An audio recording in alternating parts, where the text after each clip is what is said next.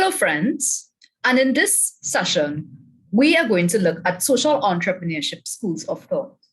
We are going to look at the historical evolution of the term to see how the term advanced its meaning over time.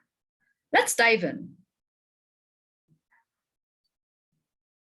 Now, although the term social entrepreneurship may be new to many, the practice has always existed. In fact, there are famous social activists in the past that created institutions, that created systems to solve social problems, such as human rights, environmental issues, poverty, and the like. So these persons that I'm referring to in the past, they would have brought about positive change in society. So for example, in 1974, you've got Muhammad Yunus, and I'm pulling up a little photo of him here. He's actually an economics professor and banker in Bangladesh.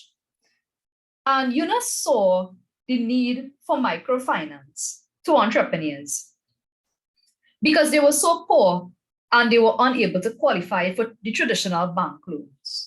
So what he started to do was, from his own pocket, he actually lent other villagers a tiny sum of money to help them not only survive, but also to create this spark, that personal initiative for them to grow their own enterprise so that they themselves can pull themselves out of poverty and be self-sufficient.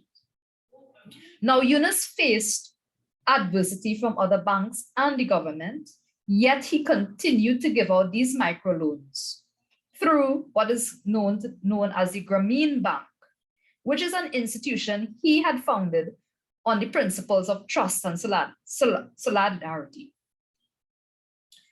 Now, in Bangladesh today, you would not believe, guys, the Grameen Bank has over 2,000 branches, and the Grameen methods have been replicated worldwide. In fact, in the year 2006, Mohammed Yunus was actually awarded the Nobel Peace Prize. So these are some historical figures in the field of entrepreneurship. Now let us look at Florence Nightingale. So let's pull up a photograph of her. She actually revolutionized nursing as a respected profession. She worked really, really hard. She had to combat a lot of obstacles, and she was able to establish the first nursing school to help, and she pioneered the development of modern nursing practice. Another example is Robert Owen. Now, he created one of the first cooperative movements. He was connected to the New Lanark Company, which is a cotton mill business that had a social purpose. Now, this was not charity. The business traded actually for profit and used the profit for social purposes. And what they did was they provided housing, healthcare, and a shop that sold food and essential items at prices that working people could afford.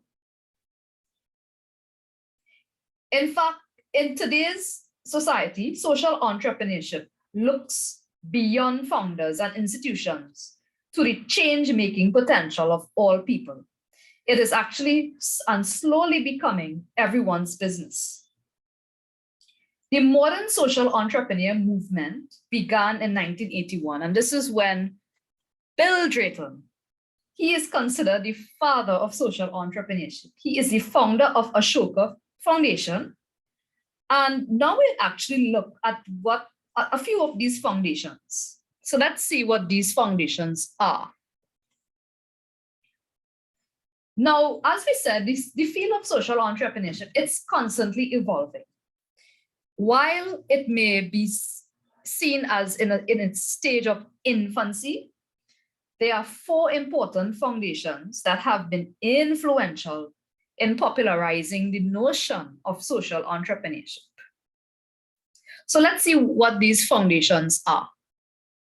So we have four foundations. Let's look at the Ashoka Foundation. And this one aimed to support the efforts of social entrepreneurs in solving social problems.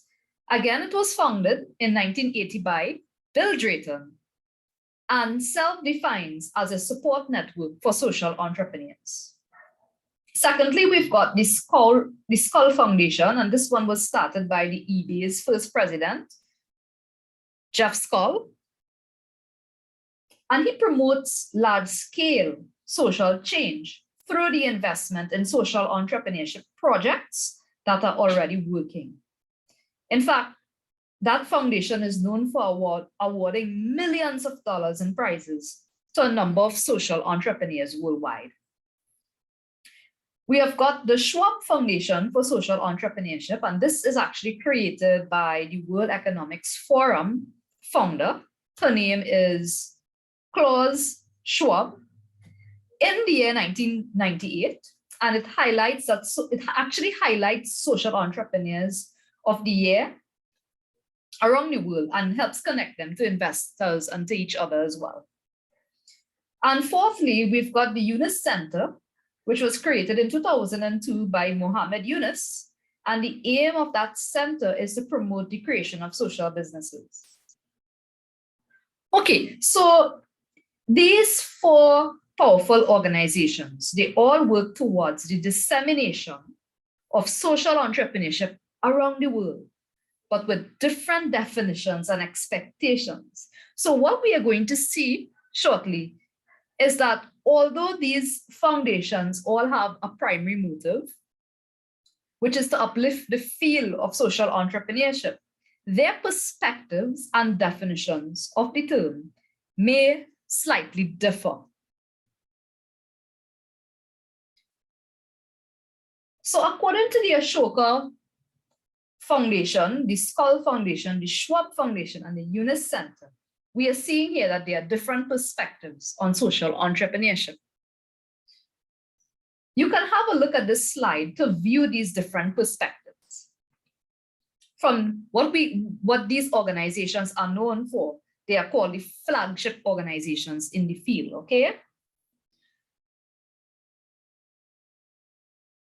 So have a look at these. One thing I'd like to remind you is that, again, while these organizations agree that the goal of social entrepreneurship is to solve problems,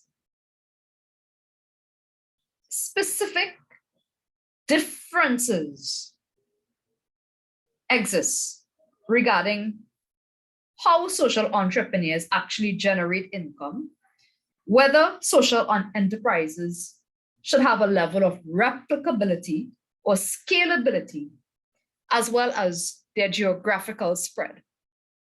So this is what we will look at. Now, in order to do this, let us first explore the schools of thought. Now, there are two schools of thought mainly split into the American school and the European approach, but there are four distinct approaches. As we can see here, we've got the Innovation School of Thought, Social Innovation School. We've got the Enterprise School of Thought. We've got the EMES approach, and we've got the UK approach. So let's look at these a bit closer. The Innovation School of Thought, it basically includes, or it takes the perspective that individuals tackle social problems and meet social needs in an innovative fashion. So innovation is the hallmark there. Hence the term Social Innovation School. Innovation in solving social problems is therefore the most important factor in terms of their approach to social entrepreneurship. Other factors like revenue, its ability to replicate, and its ability to scale up are desirable, but is not considered mandatory. Now we have the Social Enterprise School of Thought.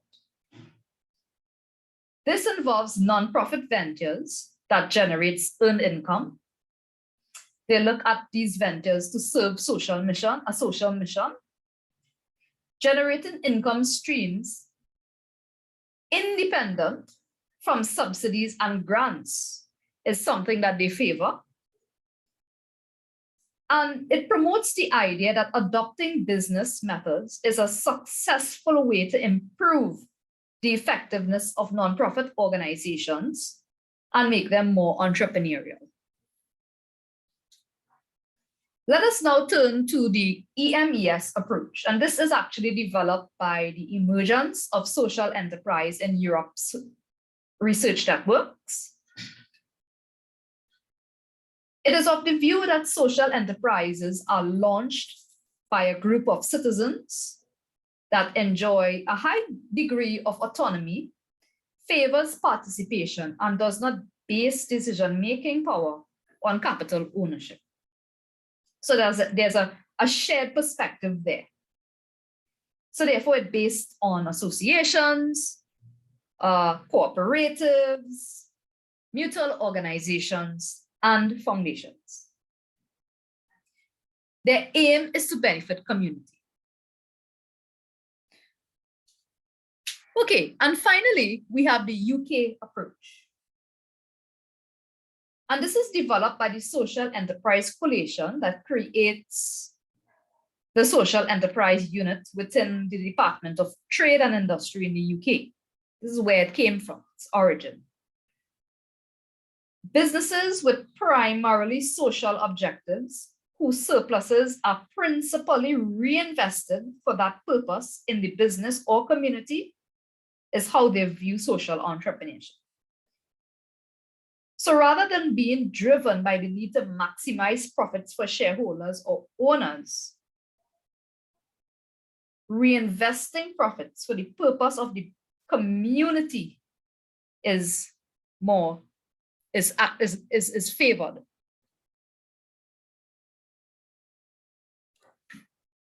So as we look at these schools of thought, guys, there are actually some flagship organizations that may,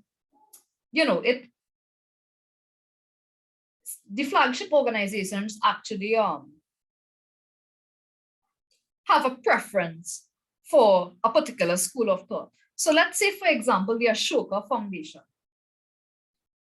The Ashoka Foundation is more geared towards the innovation school of thought, because according to them, they view social entrepreneurship as individuals who tackle social problems. And innovation is actually key. So in the Ashoka Foundation, the innovation school of thought is most useful to them. They view revenue, they view replicability, they review scalability as being desirable, but not necessarily mandatory to be a characteristic of social entrepreneurship. So what they favor, guys, is innovation. Innovation is a key characteristic of social entrepreneurship. However, the second one, which is the social enterprise school of thought, we would see that the other flagship organizations that we've mentioned earlier, such as the Eunice Center, the Skull Foundation, and the Schwab Foundation, they tend to favor this approach. Because the way how they view the definition of social entrepreneurship, it's not an individual who tackles a social problem, but they look at it from the angle that it's a non-profit venture that generates income while serving a social mission. So in terms of the characteristics of social entrepreneurship within this school is that revenue, replicability, and scalability are mandatory, but innovation might just be desired. It's not emphasized. All right? So it is something that would be nice to have, but it's not mandatory. Now, there's a slight variance between the Eunice Center and Skull and Schwab Foundations. Because the Eunice Center, their view is that revenue is mandatory, replicability, and scalability are desirable, as opposed to Skull and Schwab, where all three are mandatory.